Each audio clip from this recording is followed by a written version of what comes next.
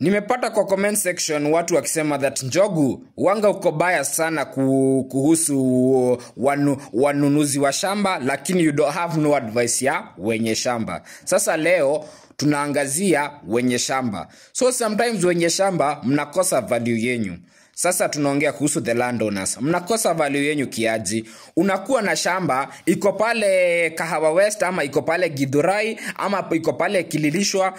Hii plot ya kando imedevelopiwa na ingine imedevelopiwa. Shamba yako umeacha pale. One thing, hujafence shamba yako. Hiyo unajikosea value kwa sababu shamba ambao haijafensiwa ama hakuna kitu inatendeka, hizo ndizo watu wengine wanakujanga kuonyeshwa, na conmen wanauziwa.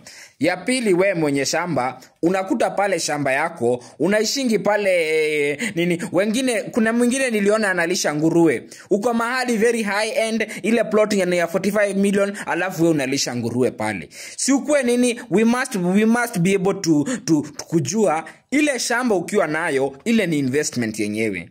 Ile shamba uko nayo yenyewe unalisha nguruwe na ni 45 million, vyenye Kirinyaga Road, yule dama wa spares ameweka duka zake na akona branch all over the country, vyenye ameweka branch yake na ameweka stock pale, shamba yako ni stock. Na sasa ukiwa na shamba yako ikiwa stock, huwezi kuwa ati unajikuamilia ati nitalisha kinguruwe Githurai town, uko karibu na town center, unashinda Geoffrey Musila akikusukuma. Ni time ujue hii shamba yangu ni half an acre.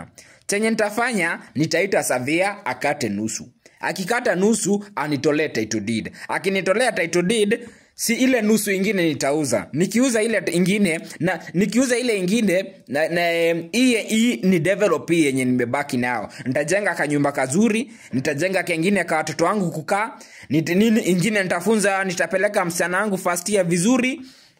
Alafu nimepeleka first year vizuri, wengine nitapeleka college, ingine nitaacha ya in case nizeeke nikuwe na matibabu. So elimu ya leo iko hivi, usikue shamba ambao iko 45 million. Wengine nilipata huko Kililishwa, huko Kilimani.